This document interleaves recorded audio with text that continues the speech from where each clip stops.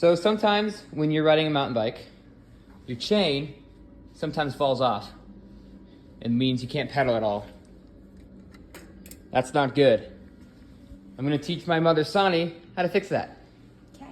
So, let's get down nice and personal to the bike. You got your chain here, which is loose. It needs to get back on that front sprocket there. This right here? Correct. Yep. So what you wanna do, this here is called your derailleur. Okay. And that's what moves the chain to where it needs to be when you shift your gears. This here is called the clutch. In order to loosen the tension of the chain, you wanna push this towards the bike. Okay. So like down and forward? Down and forward. You have to push pretty hard. Okay. Just like that, perfect. Okay. That should give plenty of tension to the chain. Okay. You keep holding that and you should be able to maneuver the chain. Yep, it's back. nice and loose. Yep. Try and get it back onto that front sprocket there. Just put it in the teeth. Yep, right in the teeth. You think you got it? It can be pretty tedious. Alright, I think I got it. Nice, so when you let go of the clutch, it should be nice and tight. Yep, it is. Perfect. This is what you want to see. So the next thing you want to do is stand back up Okay. and just lift up the back of the bike. Okay. And then with your other hand, try and go through the pedals just to make sure your chain didn't move on this back sprocket at all. Oh yeah, it's perfect. There you go, just like that, you're pedaling again. Nice, easy, 2-minute fix.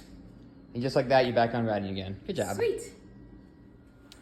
Hello, today I'm going to teach Brendan how to visually inspect his car before a road trip. So the first thing you're going to do is pop your hood. How do I do that? So you go to the driver's side of the vehicle and use the hood device. Yeah, use the device to pop the hood. Yep, and it releases the hood. And then you come to the center of the hood and there's a latch that you feel for with your hand. Here it is. And when you have that, you pull the latch to one side and it should release the hood. And then you open the hood up. Perfect. Okay. And then you're gonna prop the hood up with that thingamajig. Ooh, it's hot. All right, good job. So we want to inspect a few things on the vehicle to make sure it's safe for driving long distances. And the first thing is hoses and belts. So you just want to do a visual inspection of any hoses and belts that you can see to make sure nothing looks frayed, Everything looks okay to me. torn, loose. I see no issues. Okay. The next thing we're going to check is your air filter to make sure it's nice and clean for the long road trip. So locate your air filter, which is this big box here. Mm-hmm. And you'll see a release button. Release the button. There you go. And then there's 2 little knobs that you're going to need to turn to release the filter. Oh, here. Uh-huh. And then remove the filter and visually inspect it. Does it look clean? Sure No do. debris. Okay, so now you can put the filter back in.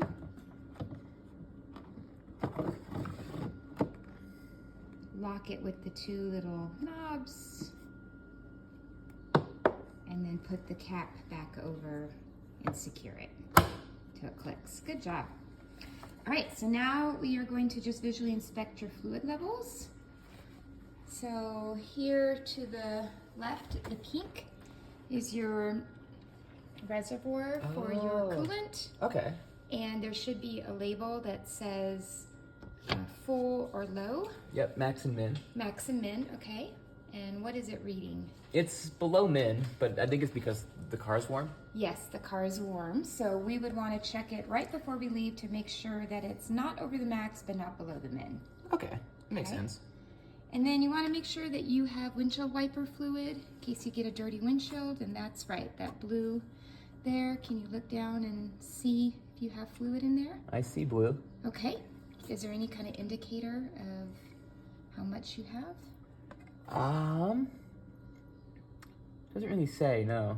but you can see some down in there? I can. Yeah. Okay. Visually, I can see some. Okay, so if you couldn't, then I would say we would add some. And now we're going to check your oil to make sure you have plenty of oil for the trip. So every car has what's called a dipstick, and that's that orange little round thing sticking out to the left of the engine. Yes. Yep. So grab a paper towel and double it over so you don't get your hand dirty. Okay, and what you're going to do is go ahead and double the paper towel over one more time and keep it clean. And what you're going to do is you're going to pull the dipstick out. It might be warm. Very warm. And go ahead and wipe it off. You don't have to measure it this time. So wipe it off. There you go, just the end, yep. Okay, now you're going to reinsert it very carefully so you don't bend the rod back into that little hole, all the way down till it clicks. There you go. And now you're going to pull it out, and this time you're going to measure the amount of oil that's on the dipstick, and it has a reader, so it would say kind of low, medium, high, or full. I see it. Yeah, it's basically a full. Okay, perfect. Didn't- It's not over full. It's right at full. That's what you want. Okay, so wipe that off and reinsert the dipstick back into the housing.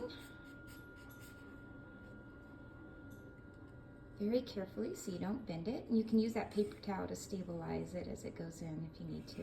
Should have done that. There we Until go. it clicks. Did you make sure it clicked? Yep. Okay. And you want to make sure that you have brake fluid. You can't see your power steering fluid, but you do have a brake fluid reservoir. And can you see fluid in there and any indicator? Let's see, this right here? Uh-huh. I can't. I think I see fluid. Yeah, it's pretty high, I think. Okay. Yeah, I can see it from here as well, and it looks like you're right beneath the full line. So Perfect. You're good. Okay. And then you want to visually check the top of your battery, which is right by the brake fluid, just to make sure there's no built-up gunk on your battery. Okay. So everything's getting a good charge. Looks good to me. Looks good. And then the last thing we want to do is check your tire pressure. Should I close this first? Sure, let's do that. So in order to close that, you're going to take that rod and slip it out of that little hole, and then secure the rod until it clicks into place. And then when you're shutting the hood, just make sure your fingers aren't in the way, and give it just a nice firm click down. There we go. Perfect. Yeah. All right. So the last thing you're going to do is visually do this. Inspect every tire. Make sure you have good tread on every tire. They're wearing evenly. Looks pretty good to You me. can run your hand along the tire just towards the back of it, just to see if it feels nice and even. Oh yeah, it does. Good. And now you're going to take your pressure. If your car has an automatic pressure, you can just look at that automatically. But if it doesn't, you can do this by hand. So you'll take your tire gauge, and what you're going to do is you're going to insert it on the valve stem very quickly and read it. It only gives you a reading for like a second, so you'll have to pay very close attention to what the reading is. Okay, so it said about like 26? Okay, and that's about right. I think so, yeah. Yeah. So you would do Okay. this for every tire, just to make sure you have even pressure and the right pressure in all your tires, which gives you good gas mileage, good grip, and keeps you safe. Awesome. All right, great job, Brendan. Thanks.